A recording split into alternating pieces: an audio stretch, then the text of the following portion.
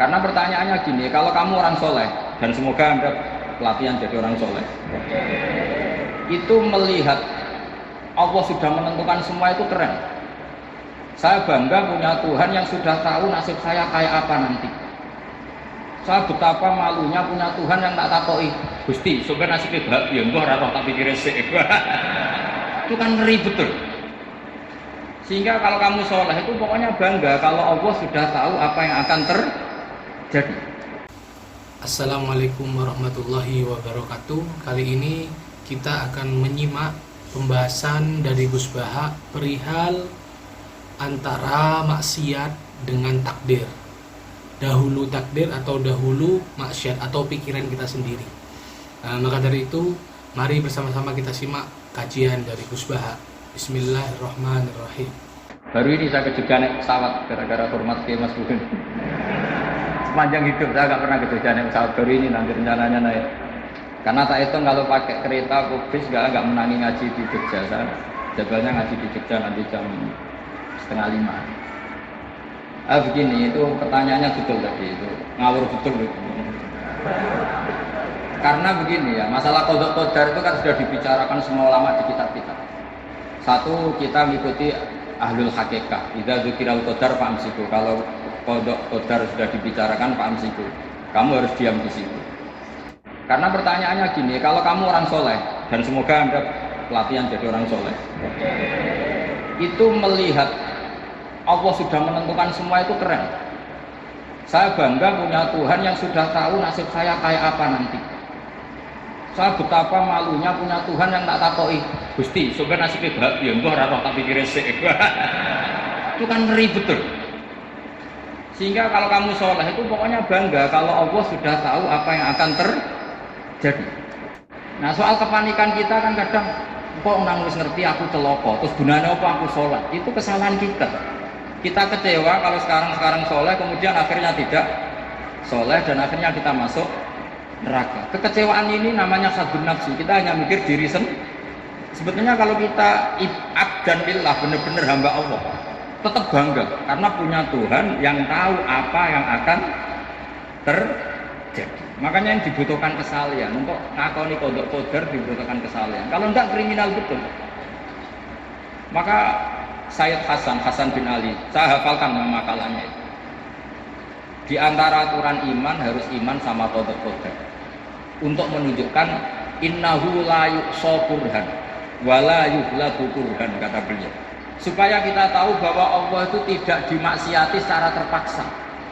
Kamu bisa enggak bayangkan Allah meluh gini, sakjane aku ora seneng maksiat, tapi saya bisa berbuat apa?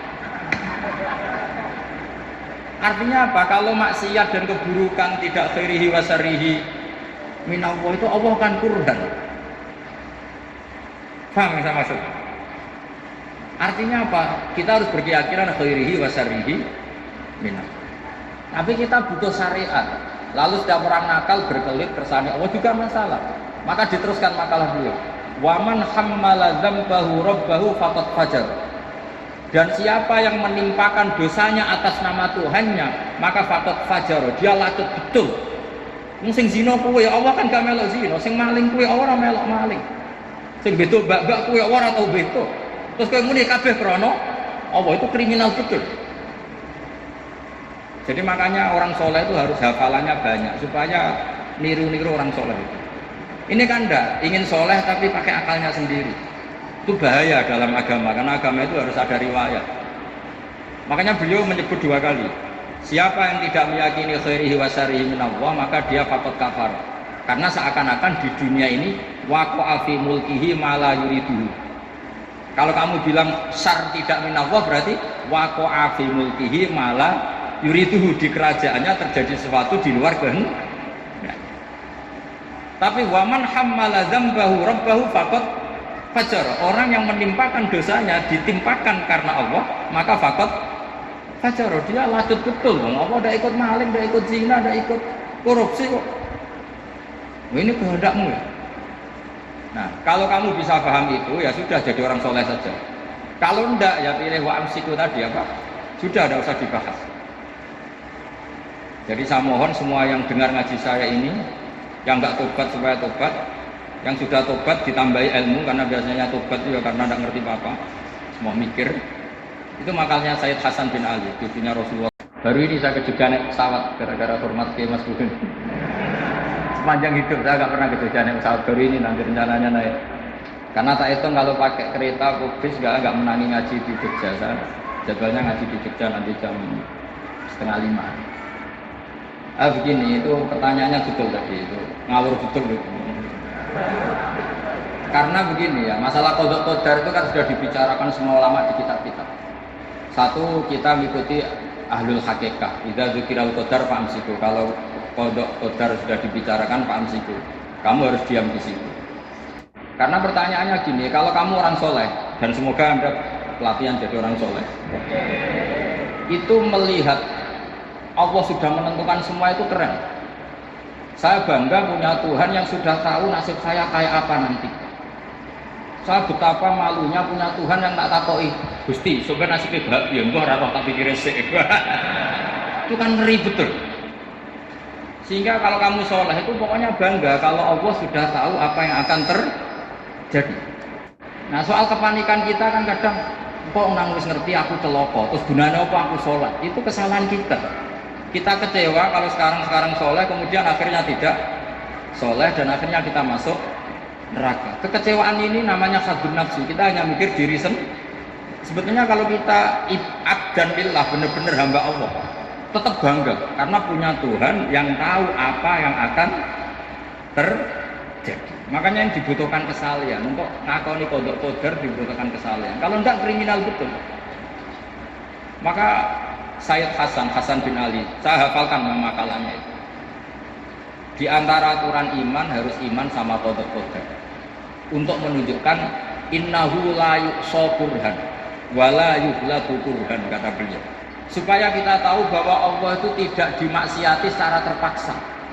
Kamu bisa enggak bayangkan Allah meluh gini, tak jane aku rasa seneng maksiat, tapi saya bisa berbuat apa? Artinya apa? Kalau maksiat dan keburukan tidak khairihi wa syarrihi minallah, itu Allah kan kurhan. Paham yang saya maksud? Artinya apa? Kita harus berkeyakinan khairihi wa syarrihi minallah. Tapi kita butuh syariat. Lalu setiap orang nakal berkelit kersane Allah juga masalah. Maka diteruskan makalah beliau. Waman hammala dzambahu rabbahu faqad fajar. Dan siapa yang menimpakan dosanya atas nama Tuhannya, maka faqad fajar, dia lacut betul. Sing zina kuwi Allah kan gak melok zina, sing maling kuwi ora melok maling. Sing beto bak-bak kuwi ora tau beto. Terus kowe muni kabeh krana Allah, itu kriminal betul. Jadi makanya orang soleh itu harus hafalannya banyak supaya niru-niru orang soleh itu. Ini kan enggak ingin soleh tapi pakai akalnya sendiri. Itu bahaya dalam agama, karena agama itu harus ada riwayat. Makanya beliau menyebut 2 kali. Siapa yang tidak meyakini khairihi wa syarrihi minallah, maka dia faqad kafar. Karena seakan-akan di dunia ini waqa'a fi mulkihi ma la yuriduhu. Kalau kamu bilang syar tidak minallah, berarti waqa'a fi mulkihi ma la yuriduhu, di kerajaannya terjadi sesuatu di luar kehendak. Tapi waman hammala dzambahu rabbahu faqad fajar, orang yang menimpakan dosanya ditimpakan karena Allah, maka faqad fajar, dia lacut betul. Allah tidak ikut maling, tidak ikut zina, tidak ikut korupsi kok. Ini kehendakmu ya. Nah, kalau kamu bisa paham itu, ya sudah jadi orang soleh saja. Kalau enggak, ya pilih wa amsiku tadi apa? Sudah, tidak usah dibahas.